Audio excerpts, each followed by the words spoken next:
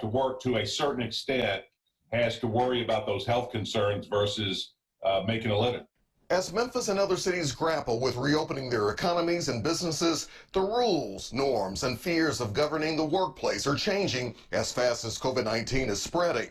Whether you work in an office, in retail, or a restaurant, it's a new frontier. To me, it's almost like landing on a new planet in a spaceship, and you really don't know what the landscape is going to look like until the doors of that spaceship open. Alan Crone, a Memphis employment attorney, says questions are beginning to surface about what's expected from the employer and their employees to ensure a safe work environment. Hopefully, employers are already thinking about innovative ways they can comply with those requirements. He says cities, counties, and states do have safety guidelines to help protect employees. If you have a company that just refuses to put those in place, then you may have some rights as a whistleblower if you refuse to remain silent. Workers standing up for their rights and safety can file whistleblower complaints with OSHA online or by phone.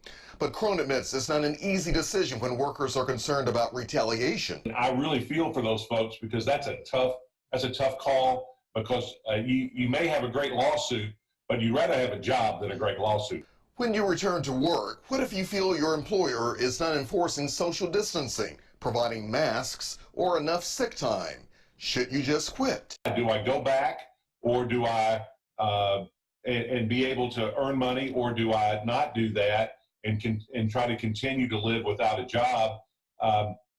You probably are not going to be entitled to unemployment benefits. He says before you take any action, try talking with your boss first. And then also, I think you ought to get engaged in a dialogue with your employer if you can. I think a lot of employers are going to be ignorant of what they can do, what they should do, what they're required to do. And if your employer doesn't do the right thing to protect you, your coworkers, or customers, Crone recommends legally protecting yourself.